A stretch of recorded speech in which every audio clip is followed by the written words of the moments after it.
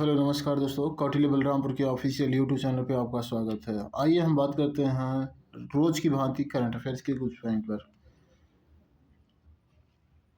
तो आपका पहला पॉइंट है, प्रतिवर्ष हिंदी दिवस कब मनाया जाता है? आपके पास ऑप्शन है 15 अगस्त, 26 जनवरी, 14 सितंबर, 2 अक्टूबर। दोस्तों इसका जो सही आंसर होगा वो आपका 14 सितंबर होगा। ठीक है। भारत की आधिकारिक भाषाओं में से एक के रूप में हिंदी को अपनाने के लक्ष्य में हर साल 14 सितंबर को हिंदी दिवस मनाया जाता है। ठीक। फिर आगे बात करते हैं, भारतीय संविधान के किस अनुच्छेद के तहत हिंदी को राजभाषा के रूप में मान्यता दी गई है? आपके पास ऑप्शन है अनुच्छेद 370, अनुच्छेद 343, अनुच्छेद 356, अनुच्छेद 377। तो इसमें आपका जो ऑप्शन बी है यानी कि 343 ये आपका सही हो जाएगा। ठीक है। 14 सितंबर 1949 को भारत की संविधान सभा ने भारतीय संविधान के अनुच्छेद 343 के तहत आधिकारिक तौर पर हिंदी को भारत गणराज्य की आधिकारिक भाषा के रूप में मान्यता दी। ठीक है। फिर बात करते हैं अगले प्रश्न पर। अंडमान एवं निकोबार द्वीप समूह में पोर्ट ब्लेयर को कौन सा नया नाम दिया गया है? आपके पास ऑप्शन है नेताजीपुरम, श्री विजयपुरम, चोल नगर या फ्रीडम आइलैंड। तो इसमें जो आपका बी वाला ऑप्शन सही हो जाएगा, श्री विजयपुरम। ठीक है। श्री विजयपुरम सरकार ने 13 सितंबर 2024 को अंडमान और निकोबार द्वीप समूह में पोर्ट ब्लेयर का नाम बदलकर श्री विजयपुरम करने का निर्णय लिया है। फिर आगे देखते हैं, उस भारतीय लाइट टैंक का क्या नाम है जिसने सितंबर 2024 में प्रारंभिक परीक्षण सफलतापूर्वक पूरा किया है? आपके पास ऑप्शन है अर्जुन, जोरावर, भीष्म, विक्रांत। तो इसका जो बी वाला ऑप्शन है वो सही हो जाएगा, जोरावर।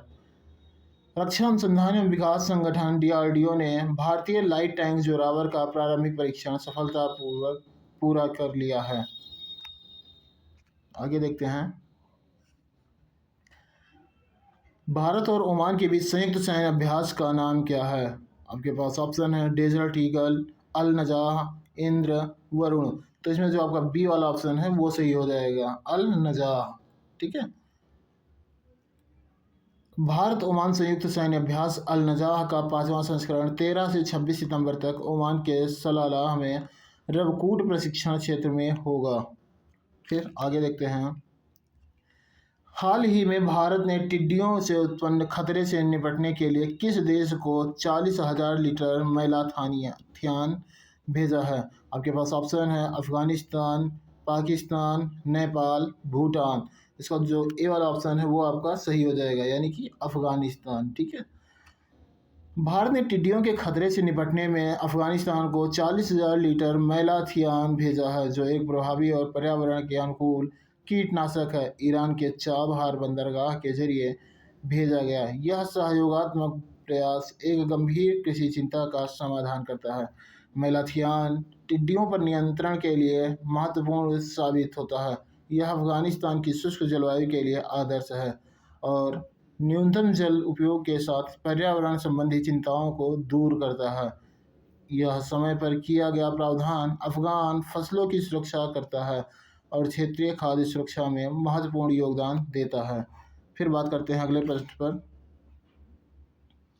42 दिवसीय महामंडल महोत्सव का उद्घाटन कहाँ किया गया है?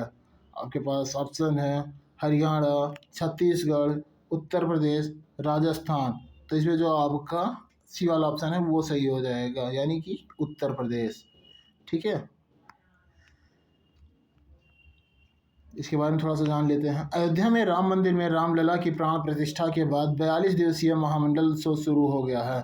24 जनवरी से शुरू हो रहे इस उत्सव की देखरेख राम मंदिर के ट्रस्टी जगत गुरु विश्वेश प्रपन्न तीर्थ करेंगे, जिसमें प्रतिदिन कलश पूजा और गर्भगृह में 48 कलशों से पूजा शामिल है। भगवान राम का वैष्णव परंपरा के अनुसार पूजन किया जाएगा और उन्हें विभिन्न मिठाइयों का राजभोग लगाया जाएगा। इस उत्सव में श्री राम जन्मभूमि परिसर में विभिन्न मंत्रों के उच्चारण के साथ 42 दिवसीय हवन शामिल है। फिर बात करते हैं अगले प्रश्न पर। हाल ही में कर्पूरी ठाकुर को मरणोपरांत भारत रत्न से सम्मानित किया गया, वह किस राज्य के पूर्व मुख्यमंत्री थे? आपके पास ऑप्शन है झारखंड, उत्तर प्रदेश, उड़ीसा, बिहार। तो इसमें जो आपका डी वाला ऑप्शन है वो सही हो जाएगा, यानी कि बिहार। कर्पूरी ठाकुर का संबंध बिहार से है। ठीक है।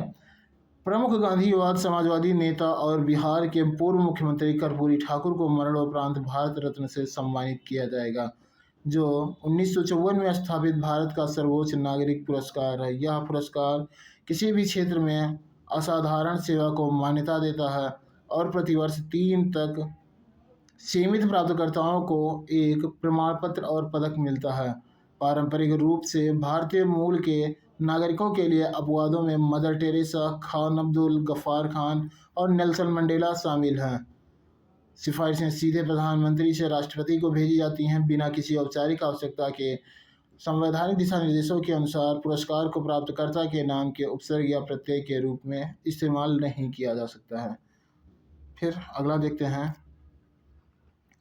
हाल ही में किस आईआईटी ने एक भारत श्रेष्ठ भारत के तहत युवा संगम कार्यक्रम के चरण 3 की मेज़बानी की? IIT Guwahati, IIT Kanpur, IIT Bombay, IIT Kharagpur. तो इसमें जो आपका ए वाला ऑप्शन है वो सही हो जाएगा, आईआईटी गुवाहाटी। ठीक है। भारतीय प्रौद्योगिकी संस्थान आईआईटी गुवाहाटी ने युवा संगम कार्यक्रम के तीसरे चरण की मेज़बानी की।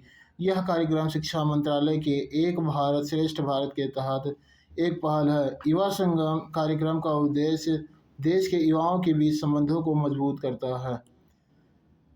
कार्यक्रम के दौरान युवाओं को 5 क्षेत्रों से अवगत कराया जाता है: पर्यटन, परंपरा, प्रगति, विकास, परस्पर संपर्क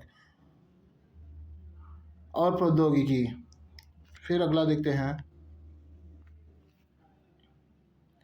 हाल ही में केंद्रीय मंत्रिमंडल ने सूचना प्रौद्योगिकी क्षेत्र में सहयोग के लिए किस देश के साथ समझौता ज्ञापन को मंजूरी दी है? आपके पास ऑप्शन है ओमान, मिस्र, सिंगापुर, तंजानिया। तो इसमें आपका ए ऑप्शन सही हो जाएगा, ओमान। ठीक है। प्रधानमंत्री नरेंद्र मोदी की अगुवाई में केंद्रीय मंत्रिमंडल ने 15 सितंबर 2023 को भारत और ओमान के बीच आईटी में एक समझौता ज्ञापन को मंजूरी दी।